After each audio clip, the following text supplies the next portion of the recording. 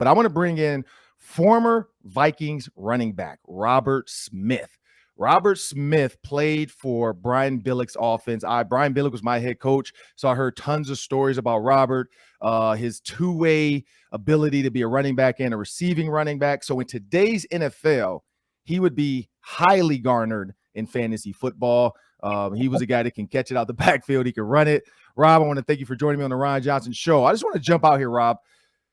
We've done some shows together for the Vikings. We've done Vikings Live, some other stuff, but I've never had a chance to truly just interview you. And so I'm excited about this, man. I grew up playing for the Gophers. Well, I grew up in Detroit, but I played for the Gophers. So in 98, I was here right at the heart of everything going on. I was a freshman at the University of Minnesota, so I remember you a bunch. Robert Tate, all the guys. And so when you think top five, that's what we called him, top five. That was my guy. So when you think about your time with the Vikings, and all the Vikings fans want to know this, man, 98, you guys were the greatest show on turf before it was created.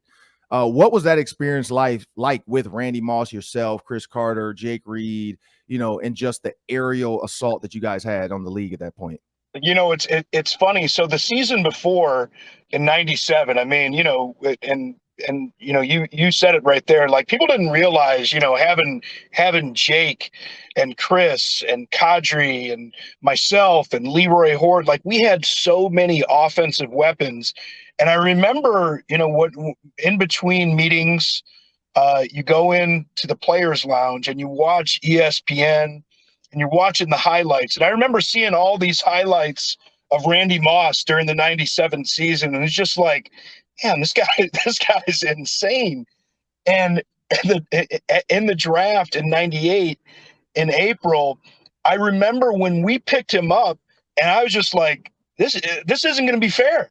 I mean, it's not. How do we add him? How did we got picked at the same position overall, like 21st overall? How did we? And obviously, I know some of the off-field issues contributed to this, but I just couldn't believe that we were able to get Randy. And I remember the first day in training camp, seeing Randy, and at this point in my career, playing with Chris Carter, but guys like Emmitt Smith that I had seen play, Barry Sanders. In track, I had been in a race against Carl Lewis. I had seen a lot of crazy things athletically. I never saw anybody move like Randy. And it's funny, when you're around world-class athletes and somebody looks that different, it just stands out immediately when you're an athlete and you've seen athletes perform at the highest level.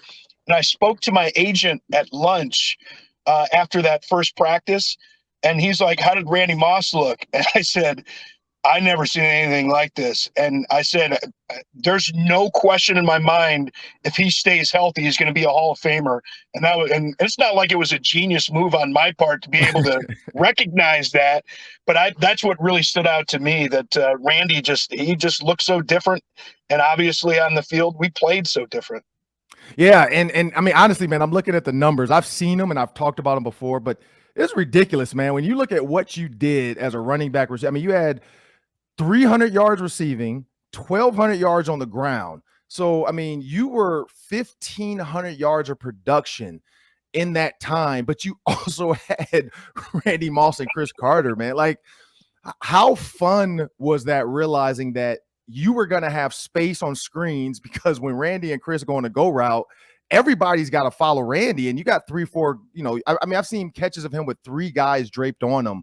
So when you get the ball on the screen in the open field, I mean, it was beat one guy and it's daylight. Like, how was that?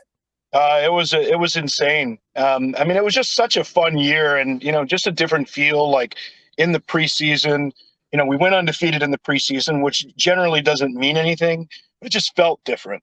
Mm-hmm. We knew that we had something special that year. And, it's funny. I remember in the Chicago game, it was one of those screens, and Randy and I are running downfield by each other, and we high-fived each other on the way to the end zone. But I got paid back by karma almost immediately. I never wore a mouthpiece after my rookie season. And during that end zone celebration, Dave Dixon came over and gave me a big bear hug, and my helmet came down and knocked my 2 front teeth out. And like on the game copy of the film, like the TV copy, you can see me on the way to the sideline, like stopping in the middle of Soldier Field, and I was spitting out my teeth. And the next week was when we ended on Monday Night Football, when we ended Green Bay's, I think it was 25 or 26 game home winning streak. And it was another screen touchdown that I had in that game. And Dave Dixon comes over to me to celebrate, and I just stuck my hand out. I'm like, no, no, no, no, no, no, no, no, no, no. You stay over there. No, no, no. No end zone celebrations with you. Everybody was just cracking up laughing. But that was just kind of the way that season was.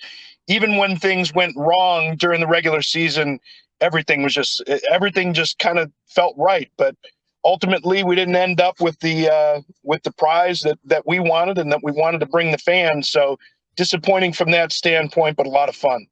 Yeah, man. And so, of course, Brian Billick was my head coach with the Ravens. And so I heard tons of 98 stories about that season. Why? Because we brought in Corey Fuller. Yep. We had Harold Morrow. We had Gary Zahner, the special teams coach.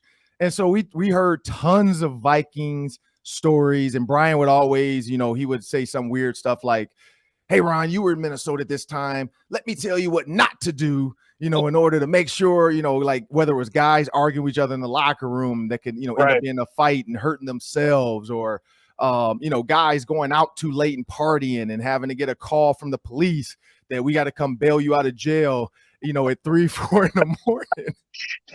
And so Brian's going through all the what not to do's.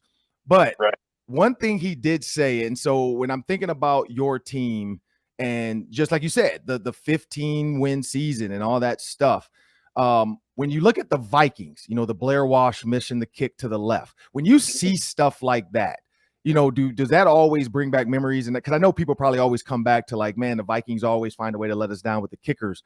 But, how is that for you, knowing that, it came down to a kick and everybody hates that games can end like that? It's part of the game, and you don't want to just dismiss it because it does mean so much to you. And I remember, being in that locker room and, hearing grown men cry and being on the verge of tears myself in interviews after the game. Like, it meant so much to us, but you just know that that's part of the game. Like, and as a player, you have to understand that, and it can't be the end. You have to carry on. I mean, that's just kind of the player mentality. You have to move on. But there's no question, when you look back and the further you get away and, you watch other people celebrate championships, and the more you become a true fan yourself, you kind of understand what it's like to be a fan and to have those misses like that, to have the opportunity to be set up and to not be able to convert. And more than anything else, it bothers me now because I understand the fan base a lot more, and I understand, the history of the frustration of the fan base and of the city, in a lot of ways in sports in general.